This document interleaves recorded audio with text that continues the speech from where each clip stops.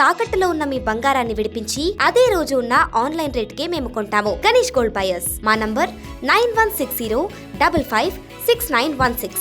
కవిత party intro బీసీలు అవి ఇవి అని చెప్పి మా నాన్నతో ఆయన కొట్లాడతాను తను ఒక పాడ్కాస్ట్ లో చెప్పింది. మా సొంత నాన్నతో అయినా సరే నేను ఫైటర్ ని, మా నాన్న పోలికలు వచ్చినాయి, ఆయనలాగా నేను కొట్లాడుతా అంట. ఇవన్నీ డ్రామాలు. వాళ్ళ నాయన పెద్ద ఫైటర్ ఏం కాదు. వాళ్ళ నాయన ఎంత పెద్ద మనిషి చాలా మంది చెప్పిన వాళ్ళు ఉన్నారు.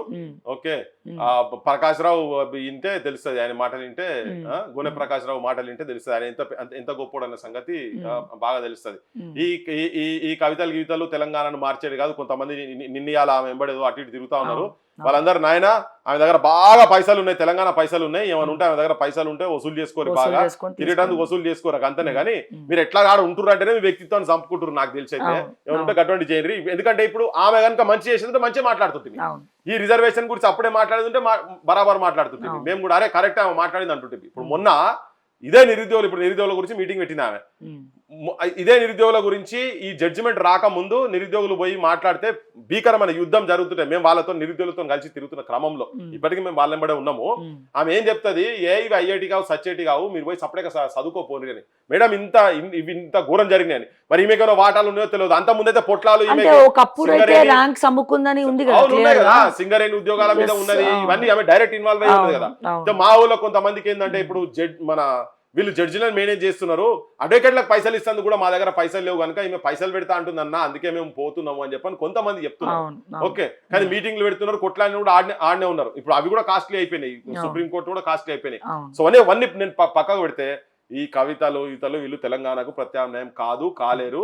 ఆమె ఉట్టిగా ఆమె ఆల్రెడీ నేను ఇంతకుముందు 2-3 సార్లు చెప్పినా, మళ్ళీ చెప్తున్నా, రాజకీయ షీగుడ్డ ఆమె వెంబడి ఎవరైనా తిరిగినా కానీ అది పనికిరాని గుడ్డు. ఎన్ని రోజులు పొదిగేసినా కానీ లాస్ట్ కల్లా పిల్లలు ఏమి వెళ్ళాయి, కంపు వాసన తప్ప ఏముండదు. తెలంగాణ రాజకీయ వ్యవస్థను ఇంకా భ్రష్టు పట్టిస్తానికే వీళ్ళు వస్తున్నారు.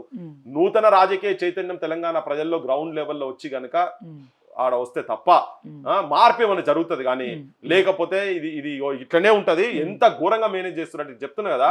కంప్లైంట్ చేస్తే తీసుకునేటోడు లేడు. అది ఏంది బై ఇదంటే చెయ్యం, ఏమని చెప్పుకుంటే ఏమని చెప్పుకోవాలి.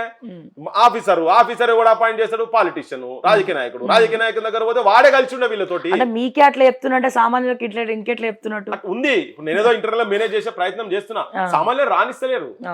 నేను అక్కడ వాళ్ళు జైపాల్ రెడ్డి అని అక్కడ అతను పోయిండు ఆఫీస్ చుట్టూ, నారాయణగూడ ఆఫీస్ పోతే కూడా ఆ ఊరు తన పట్టుకొని పోతే చాలా ఘోరమైన ఆన్సర్స్ చెప్తున్నారు. ఇది ఒక్కటి కాదు, ఈవెన్ కాటపల్లి సమస్య కూడా అట్లనే జరిగింది. ఎక్కడ ఏ ఇండస్ట్రీస్ ఈ మొగాయినంటే ఇప్పుడు కొత్తగా మొన్న 10,000 కోట్లు పెట్టి మళ్ళీ ఒక ఫార్మాని తీసుకొచ్చి పేద ఫోటోలు వేపించేసి హెడ్ లైన్స్ వేపిస్తున్నారు ఆయనకు సంబంధించిన పత్రికలలో.